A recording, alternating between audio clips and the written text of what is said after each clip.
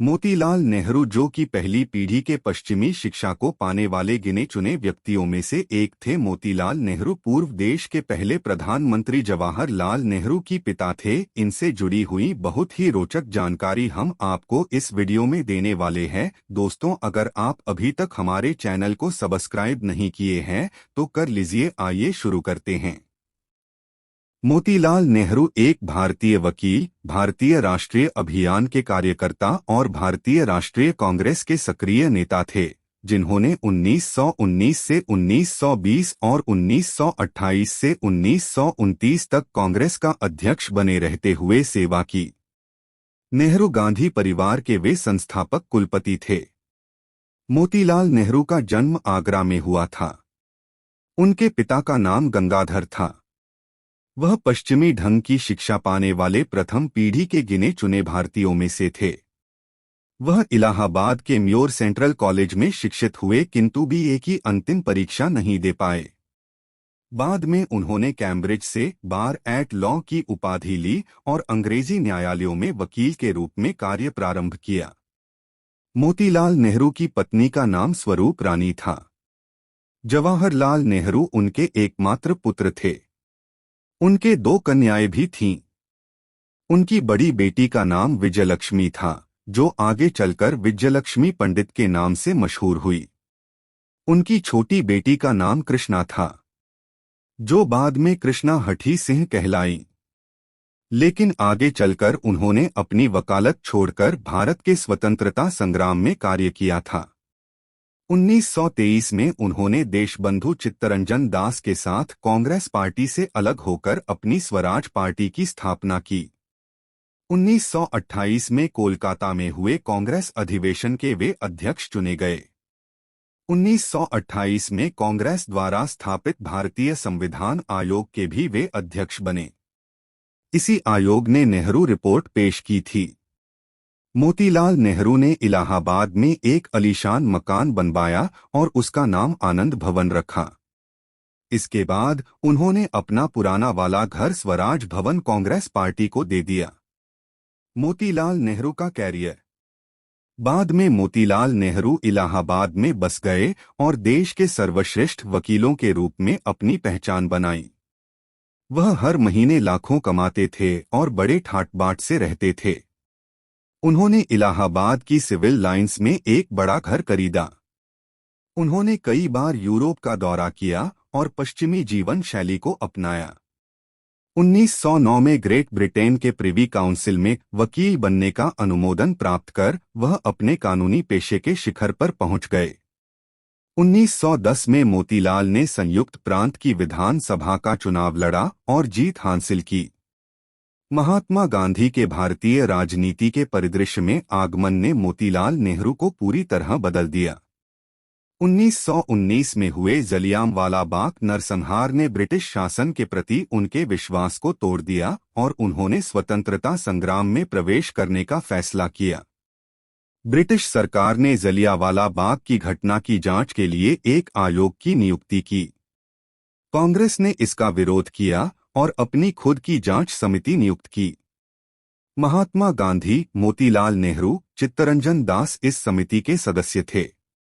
असहयोग आंदोलन में गांधी जी का अनुसरण करने के लिए उन्होंने अपनी वकालत छोड़ दी।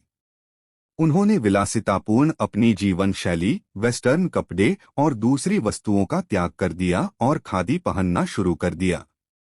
मोतीलाल नेहरू 1919 और 1929 में कांग्रेस अध्यक्ष चुने गए।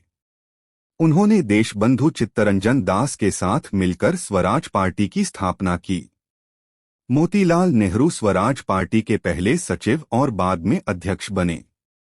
वह केंद्रीय विधानसभा में विपक्ष के नेता बने और सरकार के निर्णयों की पोल खोलते हुए जोर शोर से इसका विरोध किया।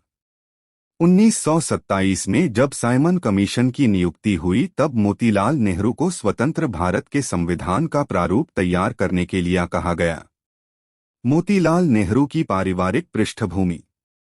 मोतीलाल नेहरू के पिता पंडित गंगाधर नेहरू जब दिल्ली में लूटपाट और कत्ले-आम मचा था, अपना सब कुछ छोड़कर अपने परिवार को लेकर किसी तरह सुरक्षित रूप से आगरा पहुंच गए थे। लेकिन वह आगरा में अपने परिवार को स्थायी रूप से जमा नहीं पाए थे कि सन 1861 में केवल 34 वर्ष की छोटी सी आयु में ही वह अपने परिवार को लगभग निराश्रित छोड़कर इस संसार से कूच कर गए।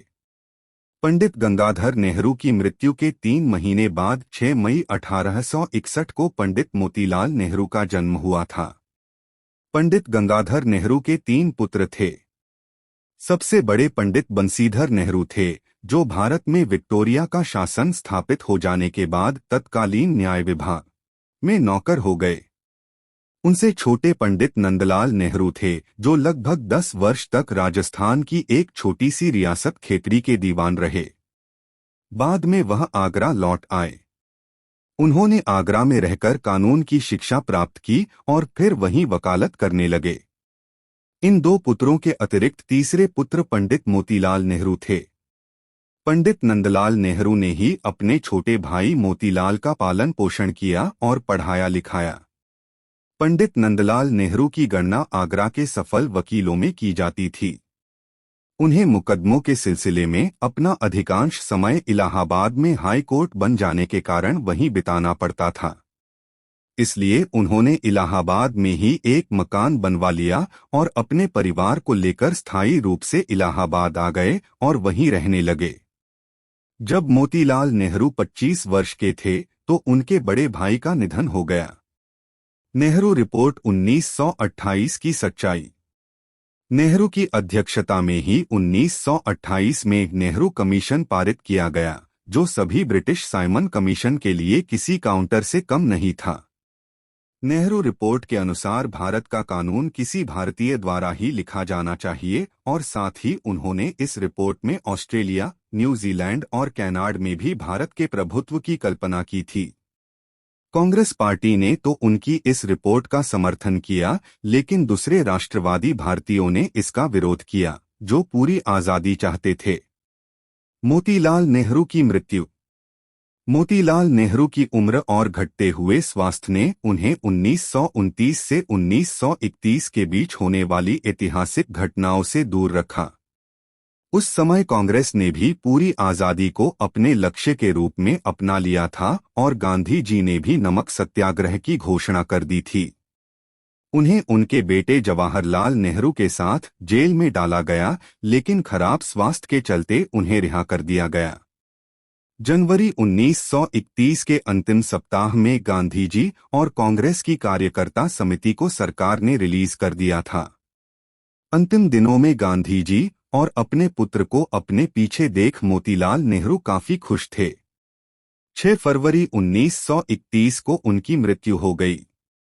तो दोस्तों, कैसी लगी आपको ये जानकारी हमें कमेंट सेक्शन में ज़रूर बताएं। साथ ही अगर आप हमारे YouTube चैनल पर नए हैं तो आप हमें सब्सक्राइब ज़रूर करें। अब मिलते हैं ऐसी ही रोचक जानकारी के साथ अगले वीडियो में। तब तक के लिए आप अपना तथा अपने परिवार का ख्याल रखें।